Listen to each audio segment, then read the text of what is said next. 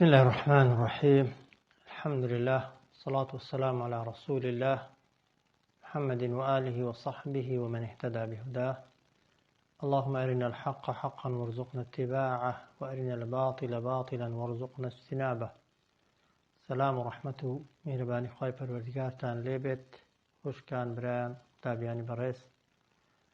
لە وانەیەکی تازە بە ناوی وانەی فقهی ئیسلامی کە دیارە فقهی ئیسلامی بە مانای ئەو یاسا و ڕێسانە دێن کە خوای پەروەردگار بۆ ژیانی تاک بە تاکی ئێمە دیاری کردوون کە بابەتی فقهی تەمەن عولەما بە شێوەی سەرەکی کردویانەتە چەند بەشێک، بەشێکیان پێی دەوترێ عیبادات، بەشێکیان پێی دەوترێ معاملات و بە معنای هەڵس و کەوتەکان لەگەڵ دروستکراوەکانی خوای پەروەردگار. عیبادەتەکان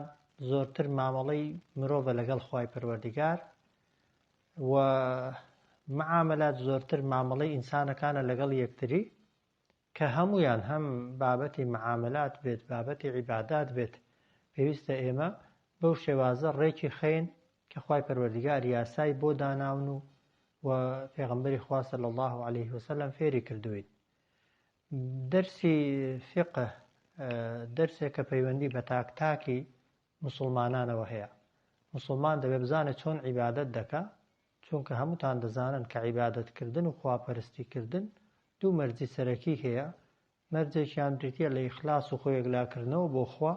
ئەو زۆرتر پەیوەندی بە بابەتی عەقیدە و تەزکیەی نەفس و ئەوانەوە هەیە. بەشێکی دیکەی دەبێ عیبادەتەکەی بەو شێوازە بکەین کە خوا فێری کردوین یا پێغەمبەر صلی الله علیه وسلم فێری کردوین.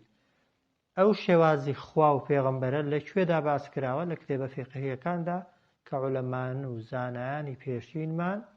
و ئێستا و ڕابردوومان لە قورئان و لە فەرموودەی پێغەمبەری خوا صلی الله علیه وسلم بۆیان وەرگرتوین. بۆیە کاتێک کە دەگوترێت فقه واتە تێگەیشتنی زانایان و عولەمایان بۆ قورئان و سنەتی پێغەمبەری خوا صلی الله علیه وسلم، هیچ کات خەیاڵتان بەلای ئەوەدا نەچێ کە فقه شتێکە و قورئان و حەدیث شتێکی دیکەنە. زۆر جار و زۆر کەس جاری وا هەیە دوو لە جەنابتان بێڕەزی بەرامبەر عولەما دەکا یان بەرامبەر بە مەذاهیب دەکا، دەڵێ ئیشم بە مەذهەبی نییە، ئیشم بە ڕەئی فڵانی نییە، بۆ خۆم دەسم ئیش بە قورئان و بە حەدیثی پێغەمبەر دەکەم.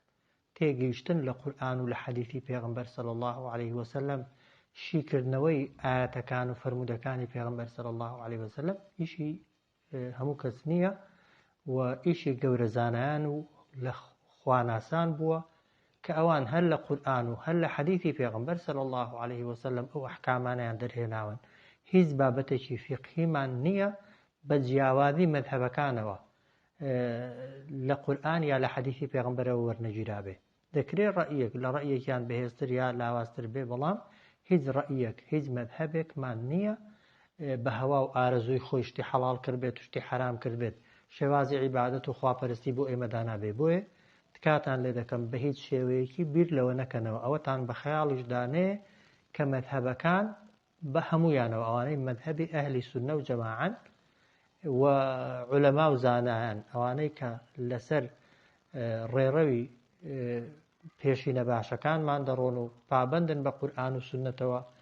زەینتان بەلای ئەوەدا نەچوو بێ نەچێ کە فقهەکەیان جیاوازە لە ئاەت یا لە حەدیثی پێغەمبەری خوا صلی الله علیه وسلم. فقهش هەر ئاەت و حەدیثی پێغەمبەرە، بەڵام جاری وا هەیە تێگەیشتنی خۆیان بۆ ئاەتەکە نووسیوە و خلافی فقهش جیاوازی فقهش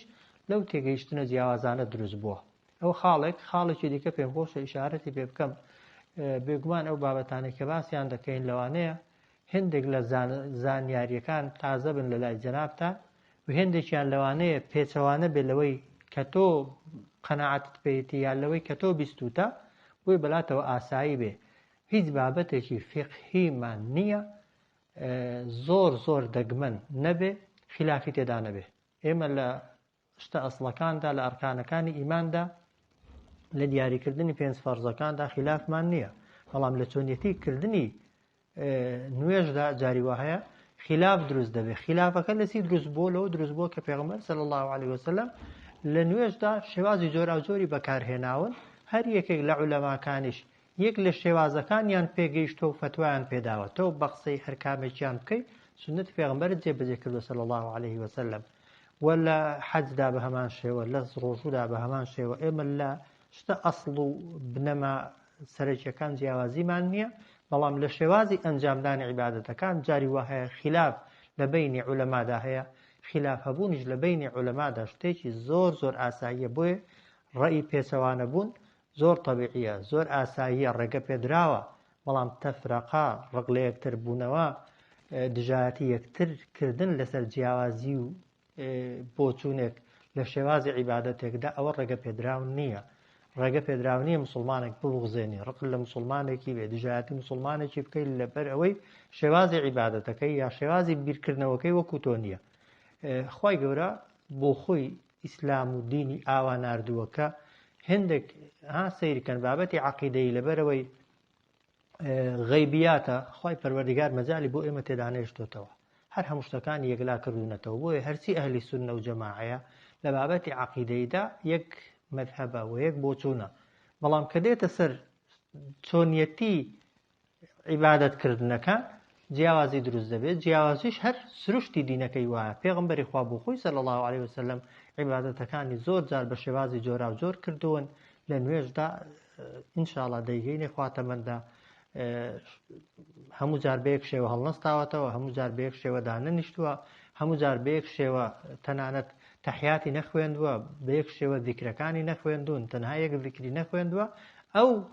جیاوازیانە سروشتی دینەکە وایە و ئیسلام دینێکی گەورەیە جێگای هەموو بۆچوونەکانی دەبێت تێدا ببێتەوە ئێمە نابێت دین ئیسلامەتی کورتکەینەوە لە تەنها بۆچوونی کەسێکدا خاڵشی دیکە پێش ئەوەی بسمە سەر بابەتەکەی تکاتان لێ دەکەم بە هیچ شێوەیەکی دەمارگیری و وەک دەڵێ تەعەسسوبتان بۆ ڕێی هیچ شەخسێک نەبێ هەموو کەسێک قابلی هەڵەیە قابلی ئەوەیە وەک دەڵێ قسەکانی ڕاست بن موافق بن لەگەڵ قورئان و حەدیثی پێغەمبەر صلی الله عليه وسلم و دەشگونجێ بە هەڵەدا چوو بێ ئەو کەسانەی کە عالمن کە زانان پێکابێتیان ڕەئیەکانیان دروست بێ هەر ئەجریان دەستکەوت و ئاگاتان لێی بێ تەنانەت هەڵەشیان کرد بێت ئەجری ماندووبوونەکەیان هەر دەستکەوتووە ئێمە دەبێ لە هەردوو حاڵەتەکەدا ڕێزیان بگرین بەڵام ئەگەر زانیمان زانایەک مەذهەبێک لە بابەتێکدا نەی پێکاوە یا ڕەئیەکی لەوی بەهێزتر و بەقووەتر هەیە زۆر طەبیعیە مەرزنی ئینسان دەقاودەق وەک دەڵێ مەذهەب یا ڕەئی شەخصێکی لێ ببێ بە دین یا لێی ببێ بە قورئان و سنت فقه ئەوەی ئێمە دەیخوێنین تێگەیشتنی زانایانە تێگەیشتنی زانایانیش بە ئەندازەی علمیان بە ئەندازەی تێکهەڵیان بە ئەندازەی ئەوەی کە لە سەردەمی خۆیاندا بە خزمەت فەرمودەکانی پێغەمبەر گەیشتون صلی الله عليه وسلم جیاوازی لە بۆچوونیاندا دەکرێ هەبێ جیاوازی هەبوون شتێکی ئاسایی و زۆر زۆر نۆرماڵە دەبێ ئەسڵەن خۆمانی بۆ مشاوەژ نەکەین و برایەتی و خۆشەویستی و محبەتی نێوانمان بە هیچ شێوەیەکی نابێ تێک دەین لەبەر جیاوازی لە بیر و بۆچوونماندا بابەتی یەکەم کە دەمەوێت لە خزمەتتاندا باسی کەم کە پێشەکیە تەوان بۆ دەستنوێژ و بۆ نوێژ و بۆ ئەحکامەکانی دیکە بریتە لە جۆرەکانی ئاو کە دیارە ئاو هۆکاری یەکەمی خۆپاکردنەوە و خۆخاوێنکردنەوەیە بۆیە هەموو کتێبە فقهیەکان تەوان بابەتی یەکەمیان تەهارەیە پاک و خاوێنیە لە ناو پاک و خاوێنیشدا یەکەم جار دێن جۆرەکانی ئاومان بۆ باز دەکەن و پێمان دەناسێنن بۆی ئەگەر ویسمان دەستنوێژ بگرین خۆمان بشۆین خۆمان پاکەینەوە بزانین کام ئاوە بەکاردێ و کام ئاوە گونجاوە و کام ئاوە ڕێگە پێدراوە کام ئاوەشیان ڕێگە پێدراو نییە کە بەکاری بێنین ئاو بە شێوەیەکی سەرەکی دەکرێت بە چەند بەشێکەوە بەشی یەکەمیان لە کتێبە فقهیەکان پێوترێ ماء المطلق ئاوێکی ڕەها ئاوێک کە هیچ پاشگر و پێشگرێکی نییە هەر ئاوێک هیچ پێشگر و پاشگرێکی بۆ پەیدا نەبوو بێ بۆ دانەندرا بێ تەنها پێی بگوترێ ئاو نەگوترێ ئاوێک شلوێ بووە ئاوێک ڕەنگی تێکچووە ماستاو شەربەتاو تەنها ناوی ئاوی بەسەرەوە بێ تەوان شەرعەن دروستە بەکاری بێنین بۆ خواردنەوە و هەروەها بۆ دەستنوێژگرتن و خۆشوتنیش ئەو ئاوانەشی کە پێیان دەگوترێ ئاوی ڕەها ئاوی بێناو نیشان یان تەنها ئاو پێشگر و پاشگریان نییە زانایان کردویانن بە چەند بەشێک یەکەمیان طبعا ماء المطر والثلج والبرد ئاوی باران ئاوێک کە لە بەفر دروست بوو بێ ئاوێک لە تەرزە توێندرا بێتەوە و کرابێ بە ئاو ئەوانە ئاوێکن بۆ خواردنەوە دەبن تەنانەت ئەگەر ڕەنگ و شتیشیان تێکچوو بێ و دەکرێت دەستنوێژیان پێ بگرین و خۆمانیانی پێ بشۆین و هەموو شتە پیسەکانمانیشیانی پێ پاکەینەوە کە دلیل لەسەر ئەوە کە ئەو ئاەتانە ئەو جۆرە ئاوانە بەکەڵک دێن ئەو فەرمودەی پێغەمبەر صلی الله عليه وسلم کە ئەبوو هورەیرە دەفەرمێت پێغەمبەر صلی الله عليه وسلم کە دای دەبەستە نوێژێ تۆزێک بێدەنگ دەبوو ئەو جار فاتحای دەخوێن گوتم ئەی پێغەمبەری خوا صلی الله عليه وسلم پێش فاتحا چی دەڵێ ئەو کاتێک کە پێدەنگ دەبی پێغەمبەر فەرمووی صلی الله عليه وسلم کاتێک کە الله ئەکبەرم کرد دوای الله ئەکبەرەکە و دوعا دەخوێنم کە زۆرینەتان لەوانەیە لەبەرتان بێ اللهم باعد کە پێی دەوترێ دوعای ئیستیفتاح دەستکردن بە نوێژ اللهم باعد بيني وبين خطاياي كما باعدت بين المشرق والمغرب اللهم نقني من خطاياي كما ينقي الثوب الأبيض من الدنس اللهم اغسلني من خطاياي بالماء والثلج والبرد خواهی گەورە عفو پێغەمبەر صلی الله عليه وسلم دەفەرمێ خوایە بمشۆوە بە ئاوی باران و تەرزە و بەفر کەواتە مادام پێغەمبەر دوعای کردووە صلی الله عليه وسلم قسەمان لەسەر ئەوانە نییە بە بەجێی هێڵێن ئاوی باران ئاوی تەرزە و ئاوێک کە وەک دەڵێ لە بەفرێ دروست کرابێت و دروست بوو بێت بۆ خواردنەوە دەبێت تەنانەت ئەگەر ڕەنگیشی گۆڕابێ و بۆ خواردنەوەش دەبێت بۆ خۆشوتن دەبێت بۆ جلپاکردنەوە و هەموو خۆپاکردنەوەیەک بەکاردێ ئاوێکی دیکەمان هەیە ئاوی دەریاکان کە لەوانەیە تامی بۆنی زۆر طەبیعی نەبێ بەڵام حەدیثی صحیح پێغەمبەرە صلی الله عليه وسلم کە پیاوێک پرسیاری کرد لە پێغەمبەری خوا صلی الله عليه وسلم وتەی پێغەمبەری خوا ئێمە دەچینە ناو دەریا لە ناو دەریادا ئاوی خواردنەوەمان ئاومان کەم پێیە تەنها بەشی خواردنەوەمان دەکا ئەگەر بۆ دەستنوێژ و خۆشوتن بەکاری بێنین بۆ خواردنەوە پەکمان دەکەوێت بۆمان هەیە بە ئاوی دەریا لە وڵاتی ئێمە دەریانینەوەی ئێمە دەریاچەن زۆر گۆڕانکاریان بەسەردا نەهاتووە بەڵام دەریا گەورەکان بۆنیان دێ لە دوورەوە تامیان ناخۆشە بۆ خواردنەوە بەڵام بەکارهێنانیان بۆ دەستنوێژ بۆ خۆشوتن حەڵاڵە پێغەمبەر فەرمووی صلی الله عليه وسلم هو الطهور ماؤه الحل ميتته بەحر دەریاکان ئاوەکەیان پاکە و مردارەوە بۆکانیشیان حەڵاڵە و ڕێگە پێدراون بیان خۆین ئاوێکی دیکەمان هەیە کە ئەوە قسەی تێدانی ئاوی زمزم کە نەکەر پاکە بەڵکو شیفا و چارەسەریشە کە پێغەمبەری خوا صلی الله عليه وسلم ئاوی زمزمیان بۆ بردووە بەشێکی خواردوتەوە بەشێکی دەستنوێژی پێگرتووە ئەوە قسەمان لەسەری نییە ئاوێکی دیکەمان هەیە کە ئەوە دەگونجێ زۆر جار تووشی ئەو حاڵەتەی ببین ئەو ئاوی کە لە تانکێکیدا زۆر دەمێنێتەوە گۆڕانکاری بەسەردادێ بەڵام هیچی نەچۆتە ناوێ یان ئاوێک بە جۆگایەکی دادێ لە ئەنجامی زۆر ڕۆیشتن بە ناو گوڵ و خۆڵ و وەک دەڵێ سەر عەرزدا ڕەنگ و تام و بۆنی گۆڕاوە یان جاری وا هەیە بەهۆی قەوزە بەهۆی درەخت و گەڵاوە کە هەر بە سروشت و بە تەبیعەت لەو شوێنانە هەن ئاوەکە گۆڕانکاری بەسەردا هاتووە هەر ئاوێک بەهۆی مانەوەی لە تانکیدا لە حەوزیدا یان بەهۆی ڕۆیشتنی شوێنەکەی جێگایەکەی لە جۆگەکاندا گۆڕانکاری بەسەردا هاتبێ بە ئیتیفاقی عولەما خاوێنە دەکرێ بیخۆیەوە دەکرێ خۆتی پێ بشۆی دەکرێت دەستنوێژیشی پێ بگری بۆیە لە لادێکان و لە گوندەکان ئەو جۆگایانەی کە دێن با ئاوەکەش زۆر ساف نەبێت و وەک دەڵێ ڕەنگی ئاوی نەمابێ بەکارهێنانی حەڵاڵە یان ڕووبارێک دێ ڕووبارێکی گەورە دەڕوا بەهۆی زۆر ڕۆیشتن ڕەنگەکەی تامەکەی لەوانەیە وەکو ئاوی تەبیعی و ئاسایی نەبێ مادام بەهۆی ڕۆیشتنەوە بە شوێنێکدا یا بەهۆی مانەوەی لە جێگایەکدا گۆڕانکاری بەسەردا هاتووە نەک بەهۆی ئەوەی شتێکی پیسی چوو بێتە ناوێ ئەو ئاوانش تەمان خواردنەوەیان و خۆپێشوتنیان و دەستنوێژ پێگرتنیان ڕێگە پێدراوە و حەڵاڵە جۆری دووهەمی ئاو بریتە لە ئاوێک بەکار هاتوو. ئەو ئاوانەی کە کەسێک دەستنوێژی پێگرتوون، دموچاوی پێشوتون لەسەر تەشتێک، دەستی پێشوتون، قاچی پێشوتون، ئایا دەکرێت ئێمە جارێکی دیکە دەستنوێژیان پێ بگرینەوە یان ئەو ئاو بخۆینەوە، یان کەسێک بنمونە خۆی دەشوا لە دەفرێکدا لە تەشتێکدا ئەو ئاوەی جارێکی دیکە بۆ خۆشوتن یا بۆ دەستنوێژ بەکار بێنێتەوە بۆ خۆی یا بۆ کەسێکی دیکە، بێگومان ئاوی بەکار هاتوو لە مەذهەبی ئیمامی شافعیدا کە خەڵکی کوردستان زۆرتر پەیڕەوی مەذهەبی ئیمامی شافعی دەکا، ئاوێک کە جارێک دەستنوێژی پێ هەڵگیرابێ ئیمامی شافعی دەفەرمێت دەستنوێژی پێ هەڵناگیرێتەوە. ئاوێک کە جارێک خۆی پێشورابێت کەس ناتوانێت خۆی پێ بشواتەوە جارێکی دیکە، بەڵام ئەگەر سەیری فەرمودەکانی پێغەمبەری خواکەین صلی الله عليه وسلم و سەیری بۆچوون و ڕەئی سەحابەکانی پێغەمبەری خواشکەین صلی الله عليه وسلم، بۆمان معدوم دەبێت کە ئەو بۆچوونەی کە دەڵێ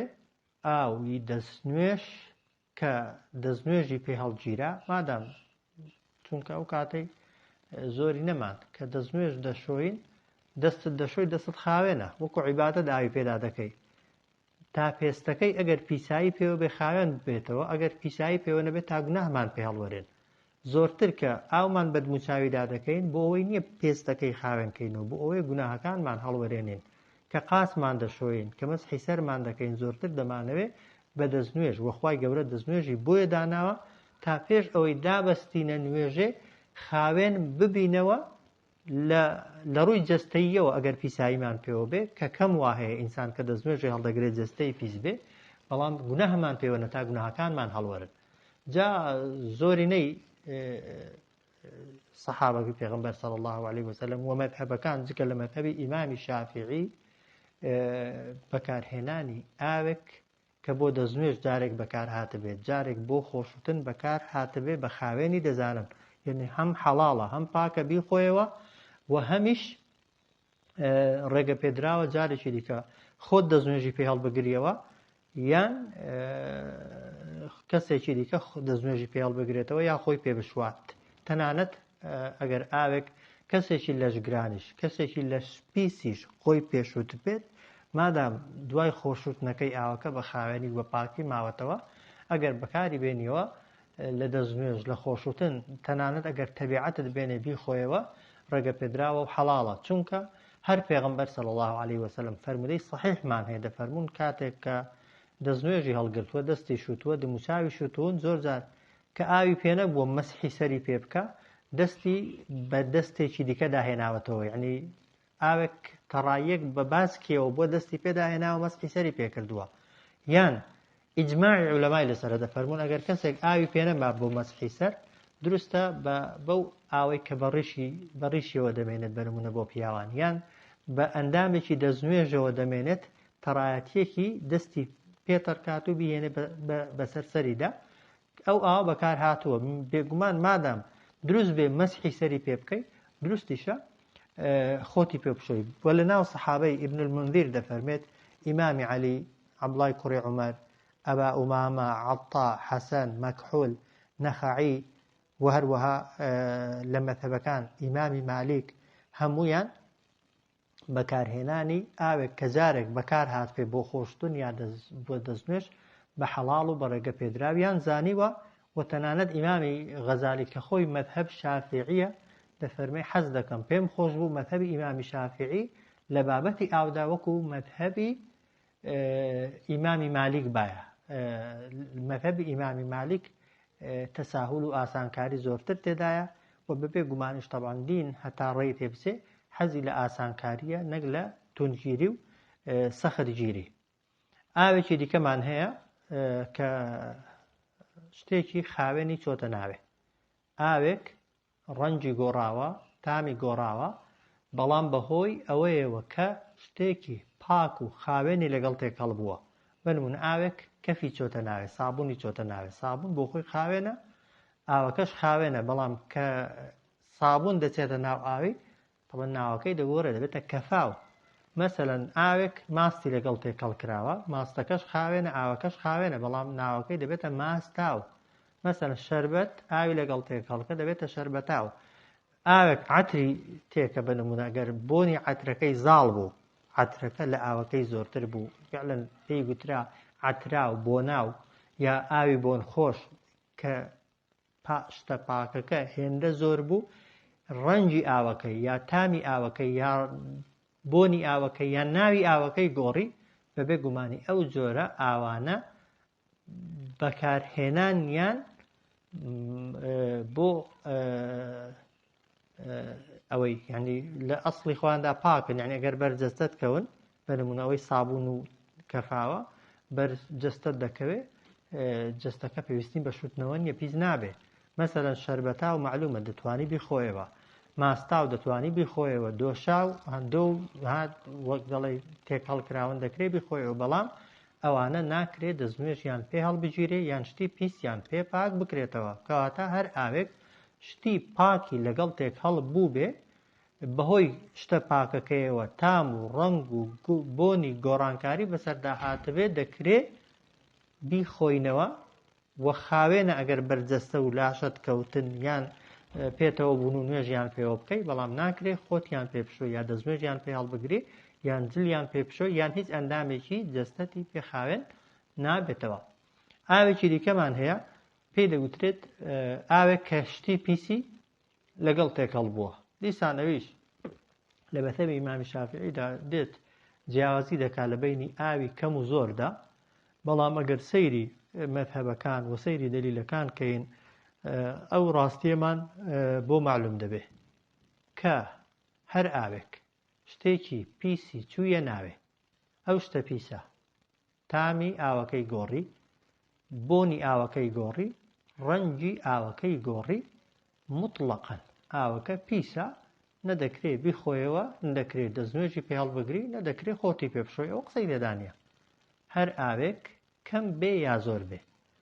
پیسیەکی چوویە ناوێ بەهۆی شتە پیسەکەیەوە یەکێک لەو سێ وەسفانە تامی بۆنی ڕەنگی گۆڕە تام بۆن ڕەنگی گۆڕە یعنی شتەکە پیسە ئەوەی لەگەڵت تێکەڵ کردووە تامەکەشی بۆنەکەشی ڕەنگەکەشی گۆڕیوە ئەو ئاوە پیسە لە خودی خۆیدا و بە هیچ شێوەیەکیش بۆ هیچ جۆرە پاکردنەوەیەک بەکار ناهێندرێت ئاوێکی دیکەمان هەیە شتێکی پیسی چۆتە ناوێ بەڵام شتە پیسەکە هێندە کەمە نە تامەکەی گۆڕیوە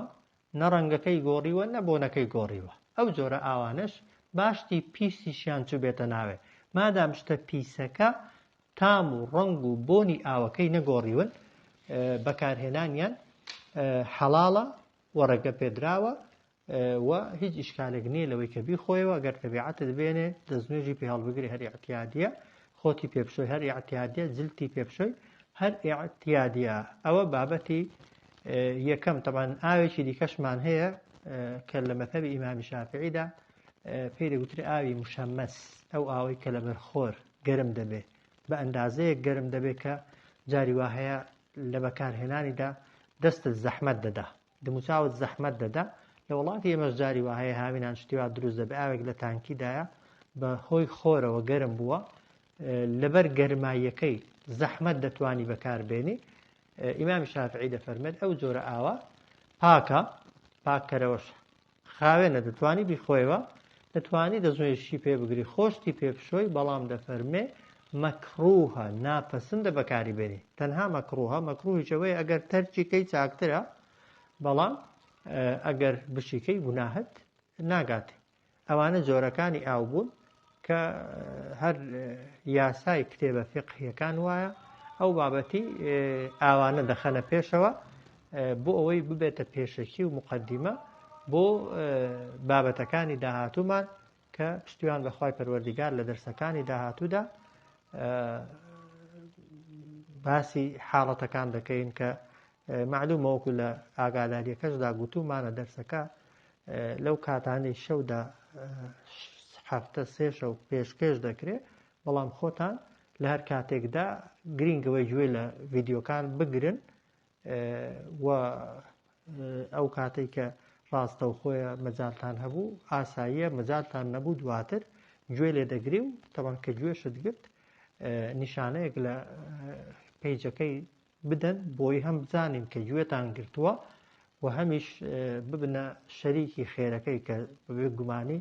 بەلایکێکی تۆ بە کۆمنتێکی تۆ کەسێکی دیکە ئیسیفادە لێ دەکات ئیسیفادەکەمان دەرسەکەمان بۆی خستۆتە تەڵەن پەیجەوە لە گروپی تایبەت نایڵێنەوە بۆی وەک دەڵێ ئیسیفادەکە زۆرتر بێ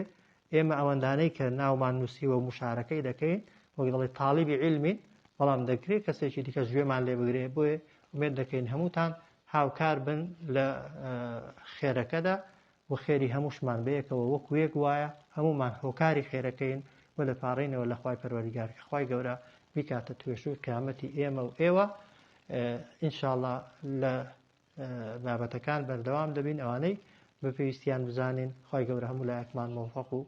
سەرکەوتووکە صلی الله على سيدنا محمد وعلى آله وصحبه أجمعين